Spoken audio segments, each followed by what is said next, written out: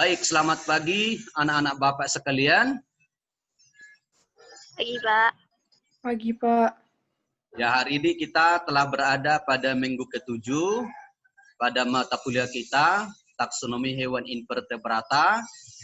Dan pada pagi hari ini kita akan membicarakan bagian ketiga ya dari namanya dunia percacingan. Kalau minggu-minggu sebelumnya kita sudah membicarakan mulai pelatih Helminthes, apa yang kita sebut dengan cacing pipih.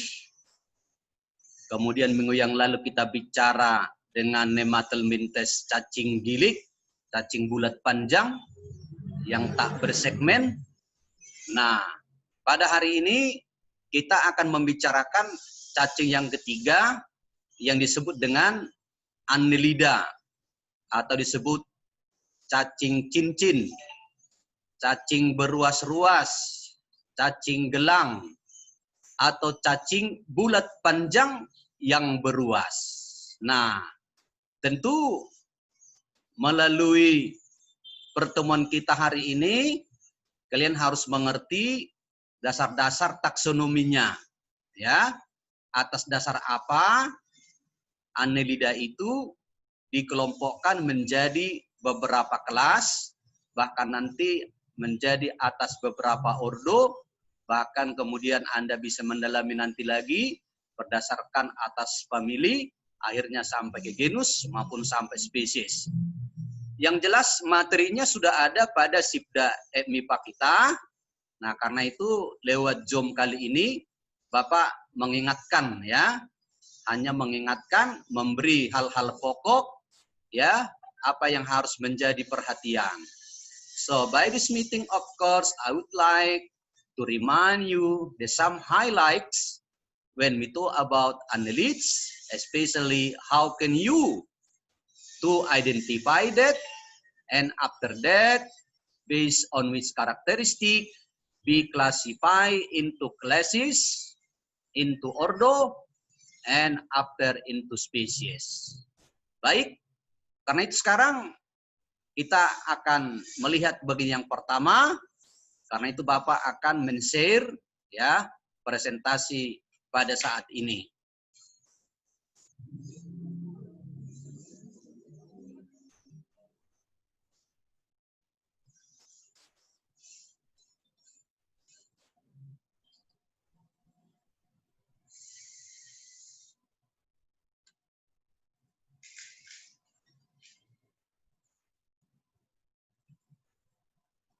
Sudah nampak jelas slide-nya? Kelihatan, Pak. Ya. Nah, saya kira kalau Anda lihat sekarang ada di sana disebut annelids. Nah, tentu dengan melihat gambar yang ada ini, bisa Anda terka kira-kira apa ini hewannya?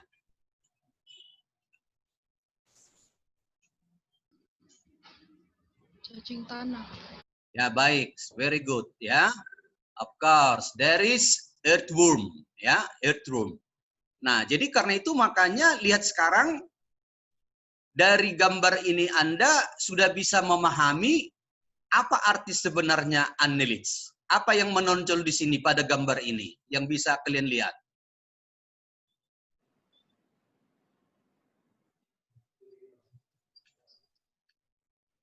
Ayo silakan Rosmida, jadi ya, apa ciri yang tampak pada gambar ini? Permukaan badannya, Pak. Iya, nah, iya. Kalau dilihat ini apa ini yang tampak sekarang sehingga muncul nanti istilah annelida.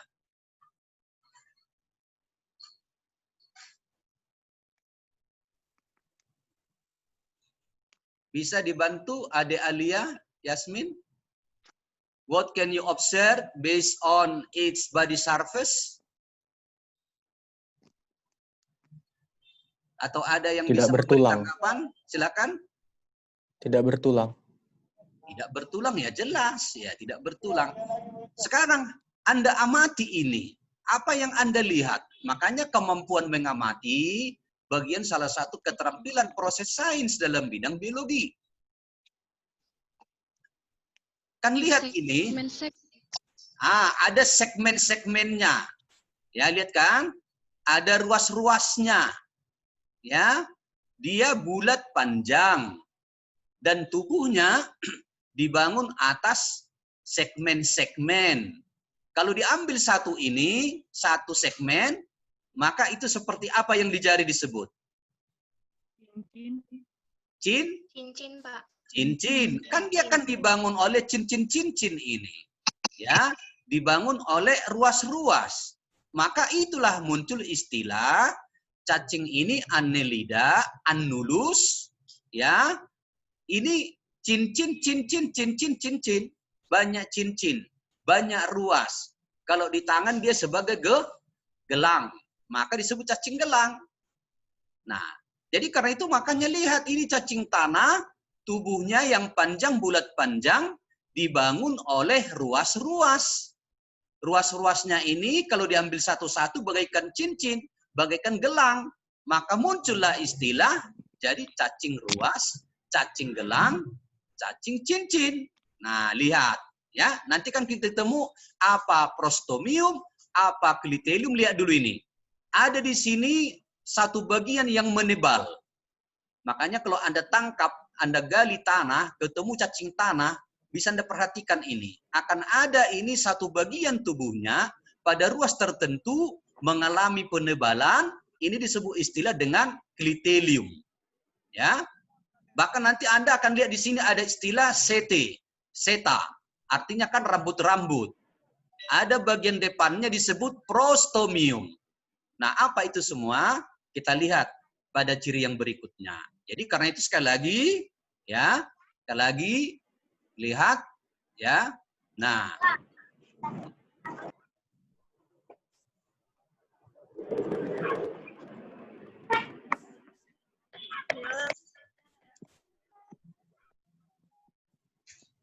lihat dia, ya. Sekarang Anda semakin jelas, ya. Anda sekarang semakin jelas lihat sekali lagi, annelida itu berasal dari kata annelus, makanya dia little rings, cincin, cincin kecil, atau bisa dari bahasa Prancis annela, to arrange in rings, ya, tersusun, ya, di dalam suatu cincin-cincin. Nah, makanya bahasa Indonesia disebut cacing cincin, cacing gelang, cacing beruas-ruas. Lihat semua ini. Nah, ya, dibangun atas cincin-cincinnya. Nah, lihat ini juga. Kalau ini misalnya dari kelompok dari cacing tanah, ini Anda mungkin lihat ini, ya, seperti lintah, ya. Nah, karena itu makanya akan muncul istilah nanti ada polychaeta, oligochaeta, dan hirudine. Ya, jadi sekali lagi once more, you must understand what is basically the meaning of annelids. Ya, perhatikan. Jadi karena memang tubuhnya dibangun atas cincin-cincin, atas ruas-ruas, ya, maka disebut dari sebagai cacing cincin, cacing gelang, cacing beruas-ruas, cacing bulat panjang yang beruas-ruas. Bedakan dengan gilik, nematelmintes, cacing bulat panjang tapi tidak beruas-ruas, unsegmented. Nah, for this annelids segmented, ya. Nah, oke. Nah, lihat apa yang menjadi ciri utama, maka Anda harus paham namanya ada istilah triploblastik. Apa triploblastik? Siapa yang tahu?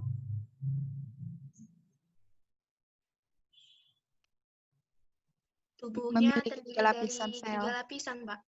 3 lapisan apa, Nak? 3 lapisan sel, Pak. Ya, ya.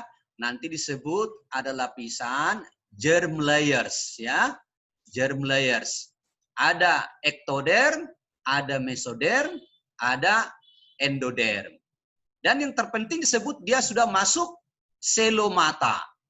Karena memang rongganya berkembang dengan baik, di mana rongga itu yang ada seperti pada manusia ditempati oleh apa yang disebut dengan, ya, digestive organ, yaitu organ-organ pencernaan.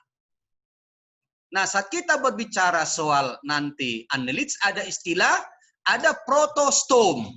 Nah, makanya tadi pada cacing tanah tadi kan lihat kan? Nah, ada ini istilahnya ya, protostom, prostomium. Ya, ini bagian ujungnya. Bagian ujungnya ya akan ada sedikit mengalami penonjolan. Nah, bagian ini nanti akan menjadi bagian mulut.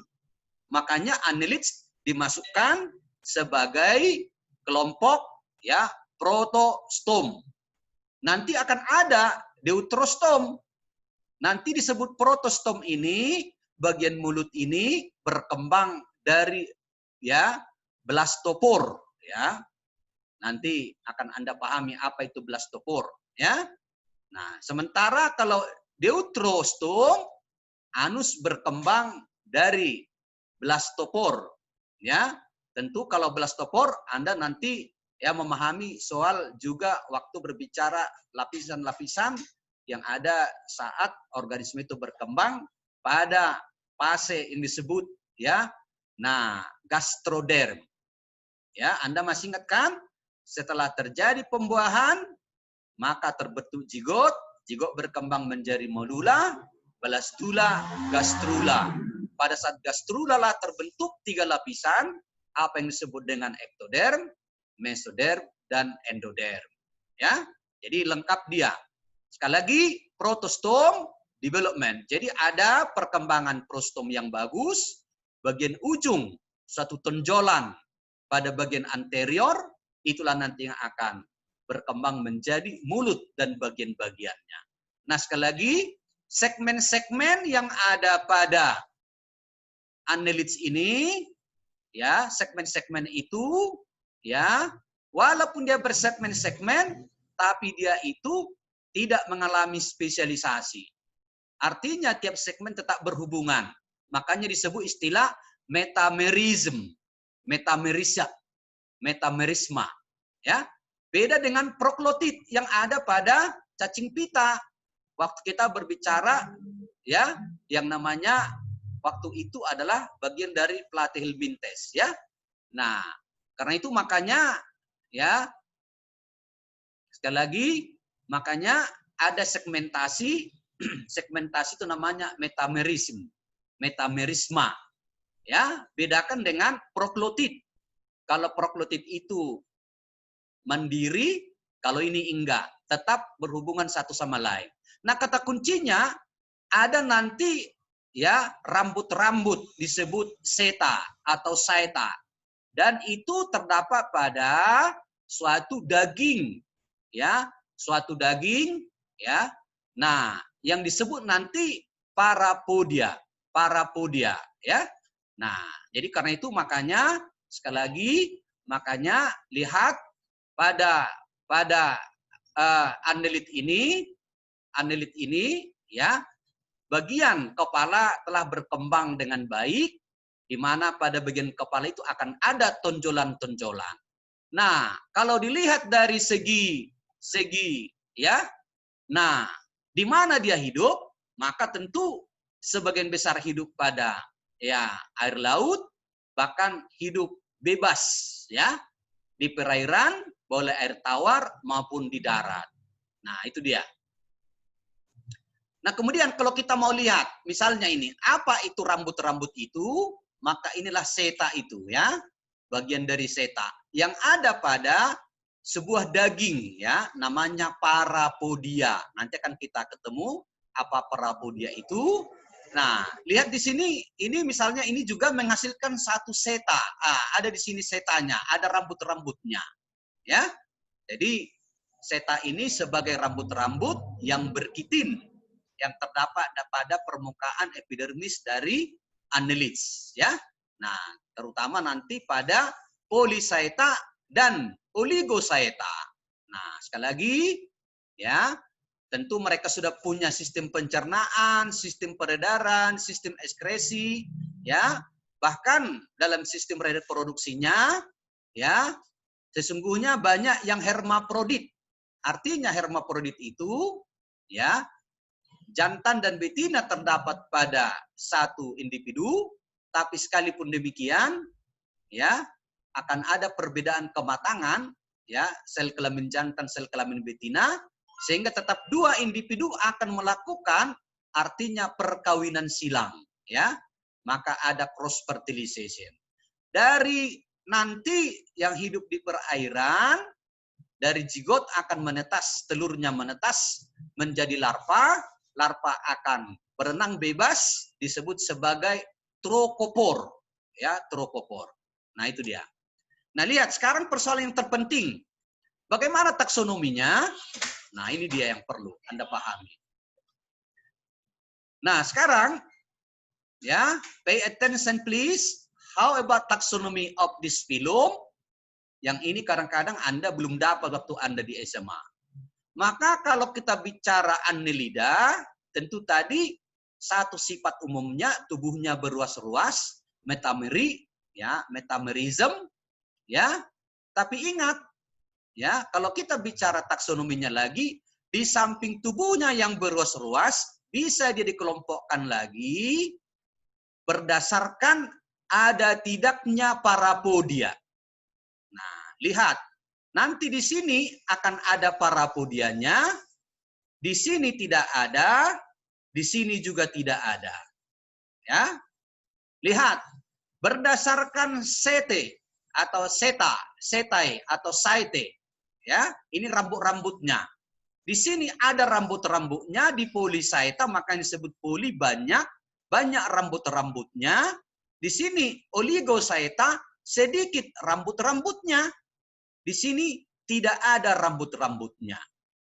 Nah, jadi Anda harus paham.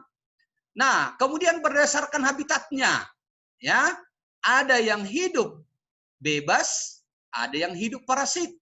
Ada yang di air laut, di air tawar, ada yang di organisme hidup yang menempel sebagai ektoparasit, bahkan ada juga, ya, nanti yang hidup, ya, di lumpur-lumpur atau dalam satu tabung-tabung, ya, di perairan tawar.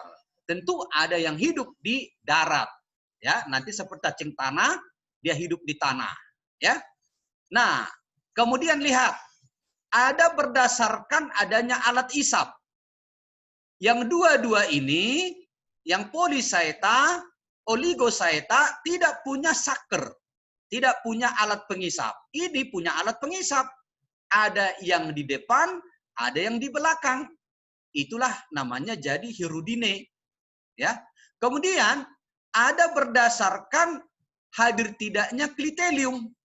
Di sini tidak ada klitelium, di polisaeta tidak ada klitelium, di oligosaeta dan hirudine ada nanti klitelium. Maka Anda jangan salah nanti membaca buku bahwa taksonomi dari Annelida bukan polisaeta, bukan oligosaeta, bukan hirudine, tapi disebut polisaeta dan klitellata.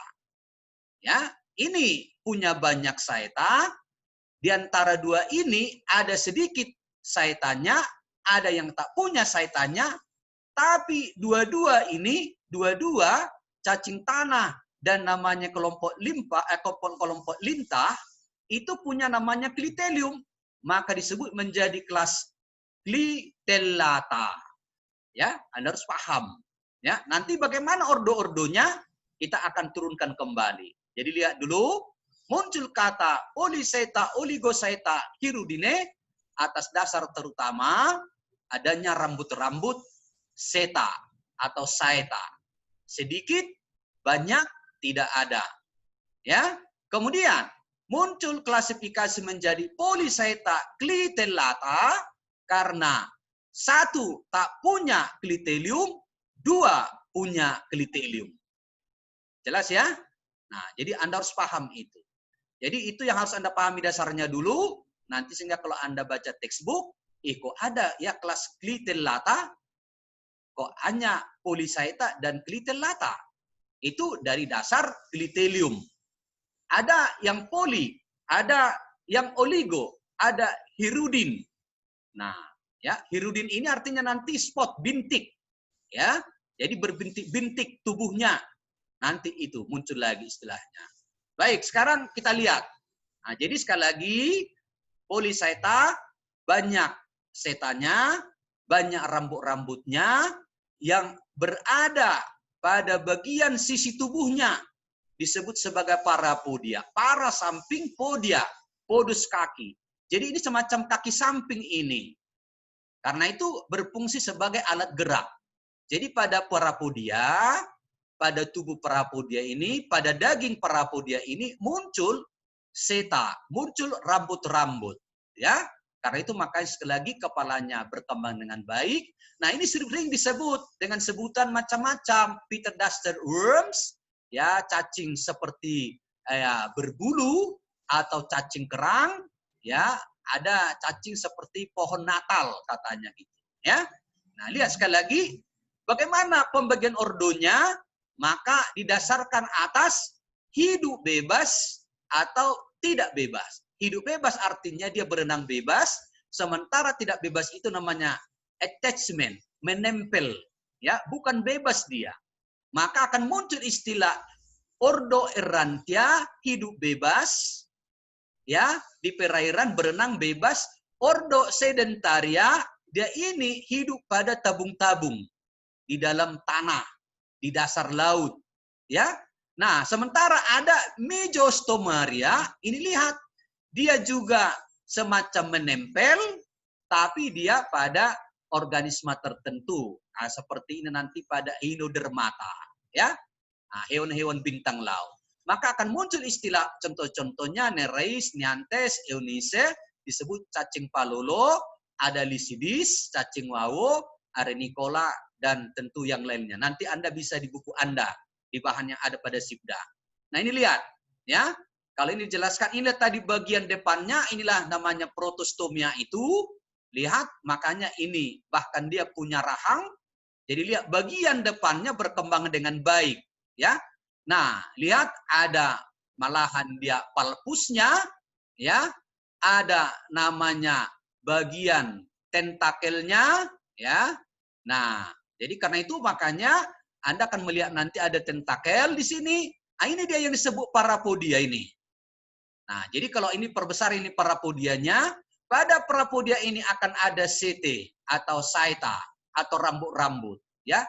Nah, rambut-rambut ini nanti berkaitan juga sebagai bagian dari organ respirasi, ya.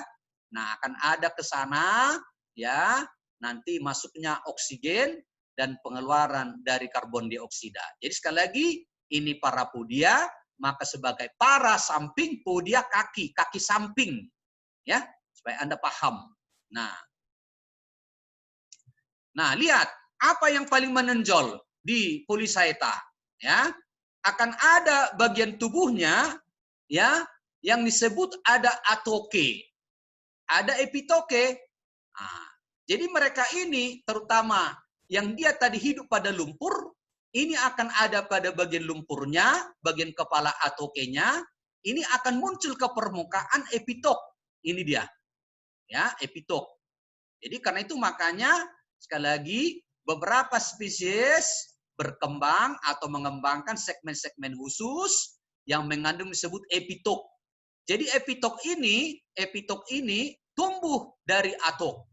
Jadi ada atoke, ada epitoke. Jadi sekali lagi, kalau nanti ini ada bagian yang jadi diambil, apakah sebagai umpan, apakah dia untuk dimakan, ini umumnya adalah bagian epitoknya.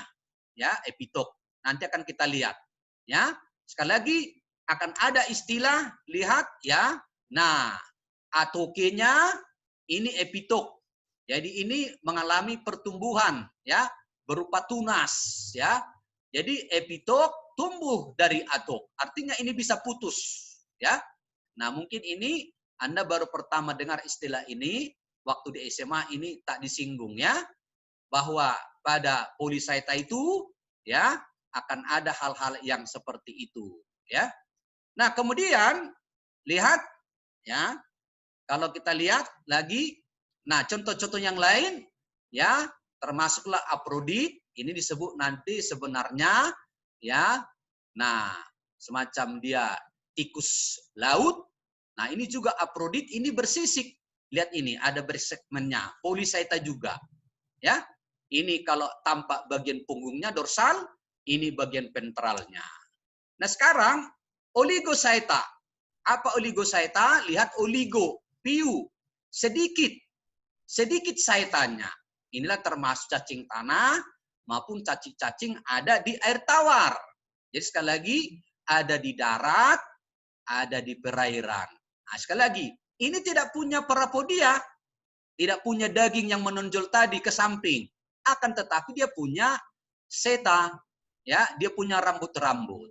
Ya, yang jelas, yang terpenting di sini lihat, di oligosaita sudah ada klitelium, bahkan dia hermafrodit dan nanti akan melakukan kopulasi dan telurnya didepositkan pada suatu kokon, ya, kokon. Nanti Anda akan mengenal apa itu kokon. Nah sekarang bagaimana ordo-ordo oligosaita didasarkan atas dia nanti bagaimana posisi pas deferens terhadap testis. Jadi ada yang di belakang, ada yang di depan. Sekali lagi, kalau Anda memahami tentang klasifikasi tentang ordonya, maka ciri utama yang dilihat adalah posisi pas deferens. Ini suatu saluran yang akan menyalurkan ya bagian dari ya sistem perkembangbiakannya ya. Nah, lihat posisinya terhadap testis. Makanya muncul contoh peretima, lumbricus, pontos kolek, tubipex. Lihat, peretima inilah cacing-cacing tanah yang ada di Indonesia. Jadi kalau ada di bukumu disebut lumbricus, nggak ada itu nak di Indonesia. Itu ada di Eropa. Itu cacing Eropa, lumbricus. Ya, cacing tanah Eropa namanya lumbricus. Cacing tanah Asia termasuk Indonesia namanya peretima. Bahkan ada yang besar. Bahkan kalau dia bergerak menghasilkan seperti musik, muncul namanya peretima musica. Mungkin lebih besar dari lengan tangan Bapak ini dia, ya. Lebih besar dari sini. Bayangkan cacing tanah. Ini hutan-hutan Jawa Barat ada. Jadi kalau dia nanti berjalan, maka dia gerakan-gerakannya itu otot-ototnya menghasilkan musik. Karena dia menghasilkan musik, maka muncullah istilah peretima musica. Ya, nanti akan kita lihat ya. Nah, apa beda peretima dengan lumbricus? Lihat. Kalau peretima yang punya Indonesia itu kliteliumnya ini, ya, kliteliumnya ini berada pada ruas 15 sampai 17. Kalau lumbricus yang punya Eropa, cacing tanah Eropa, kliteliumnya di belakang pada ruas 32 sampai 37. Maka kalau Anda nanti jadi ahli cacing tanah, Anda harus memahami cacing tanah aja bisa lebih dari 100 spesies. Ya. Maka di Andalas ada dulunya dokter cacing tanah. Mulai magisternya, doktornya, itu semua cacing tanah. Ya, nanti ada namanya Profesor Dr. Nurdin, Muhammad Nurdin Suin. Ya, ini dosen di Andalas, cuma dia sudah almarhum. Ya, kenal sama Bapak. Ya, alumni di ITB, S2, S3. Pokoknya semua dia itulah ahli cacing tanah Indonesia. Ya, nah, baik. Lihat, ya sekali lagi. Posisi klitelium ya. Nah, ini contoh Stilaria, masih oligosaita. Ini Ailosoma, ini tubipex. Ini tubipex ini namanya organisme bioindikator. Kalau ada ini di perairan, maka ini petunjuk perairan itu tercemar. Tidak baik lagi, tercemar bahan-bahan organik. Ya. Ada ini dero. Nah, sekarang hirudine. Nah, hirudin sebenarnya dari kata hirudo spot, bintik, ya. Jadi sebenarnya menunjukkan bahwa hewan-hewan ini di permukaannya ada semacam bintik-bintik, spot. Nah, itu dia. Walaupun nanti hirudin itu bersangkut paut dengan bahan kimia yang dihasilkannya, salah satu kelenjarnya, ya, kelenjar, ya, menghasilkan namanya hirudin yang bisa menyebabkan darah tidak membeku.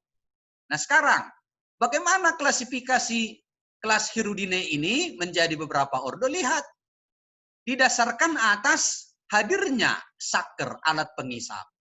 Ada pada bagian anterior, ada bagian posterior, ada hanya di posterior. Begitu dia. Kemudian berdasarkan dia punya rahang, jo, atau tidak punya rahang. Ya, makanya akan muncul nanti ordo-ordo genato. genato, gena, jou, ya. Baru kemudian berdasarkan habitatnya, ya, ada tentu yang hidup, misalnya bebas, ada yang hidup pada organisme lain, ya. Nah, karena itu makanya lihat, kalau misalnya dia kan, kalau lintah, pasti itu kan hidup di perairan. Tapi kalau pacet, Haemadipsa, ya, Jailinica, lihat, hidup di darat. Jadi karena itu, dia dikelompokkan berdasarkan hal-hal itu. Nah, jadi sekali lagi, apa yang ada pada Oligochaeta, tidak ada setannya maupun parapodianya. Tapi punya klitelium hanya pada waktu reproduksi. Dia ektoparasit, lihat, ya. Tapi tidak semua, ada juga hidup pada bahan-bahan organik. Jadi sekali lagi, dia punya alat pengisap, ada anterior, ada posterior, dan lihat, ya, contoh-contohnya di sini ada cacing, ya, namanya seperti lintah, Hirudo medicinalis, Haemadipsa, ya, seperti pacet. Nah, sekarang sekira bisa Anda lihat ini, ya. Nah, makanya lintah banyak namanya untuk terapi. Lihat ya. Maka kalau Anda nanti ke Jakarta, banyak di Jakarta terapi lintah. Bahkan mengobati penyakit jantung, lihat ya. Nah, apa fungsinya sekarang Anda lihat di sini. Apa nilai ekonominya? Langsung lihat bahwa beberapa cacing itu digunakan sebagai umpan. Ya, terutama dari Nereis, ini ada di bagian ya New England. Bahkan ada bahan makanan. Nah, ini Kepulauan Samoa. Ini kelompok cacing palolo dari Eunice. Jadi tidak ada terapi lintah, ya, tentu. Baru ini memperbaiki kesuburan tanah, terutama oleh Peretima. Lihat ya, kemampuan dia, ya, membawa bahan-bahan organik dari bagian dasar ke permukaan tanah. Bahkan memperbaiki pengudaraan pada tanah, ya. Jadi sekali lagi makanya banyak fungsi-fungsi ekologisnya di sini, lihat. Jadi to improve soil fertility, especially for Peretima species that could be found in our country, and other of course lumbricus that could be found in other country like in Europe, ya. Nah, kemudian sekali lagi kata kuncinya untuk aerasi, pengudaraan, memperbaiki komposisi tanah, ada untuk terapi aneka ragam penyakit, ada untuk umpan, ya, ada untuk makanan, ini terutama pada musim-musim ya bulan terang, ya. Nah, maka akan di perairan akan muncul tadi yang bagian ya epitopnya, ya. Kemudian ada yang namanya bioindikator, seperti tadi tubipex. Jadi kalau di perairan ada tubipex, maka itu suatu petunjuk bahwa perairan itu telah tercemar bahan-bahan organik. Nah, itulah anak-anak Bapak sekalian, kalau kita bicara soal ya apa itu annelida dan apa kegunaannya bagi manusia. Jadi sekali lagi bagi kita anak Bapak sekalian, ya, kalau kita bicara ya bicara annelida, maka sekali lagi dalam klasifikasi ini dasarkan apa tadi? Kehadiran seta, ya. Kemudian akan ada istilah nanti lagi berdasarkan habitatnya, kemudian ada berdasarkan kliteliumnya, ya. Dan kemudian nanti masing-masing ordo, ya, dari tiap-tiap kelas punya ciri tertentu. Nah, itulah dulu pertemuan kita hari ini. Kita masuk bagian yang kedua. Kalau ada tanya jawab, karena ini kita akan berakhir, saya undang sekali lagi untuk masuk pada sesi kedua. Saya kira itu aja dulu. Ya, silakan masuk lagi untuk mendiskusikan, mana tahu ada yang mau ditanyakan. Ya. So thank you very much for your attention, and this is our topic for this week. And I think next week we can continue, yeah, of course with other topic, and perhaps of course you know that. Nah, yeah, you shall attend what we say mid semester.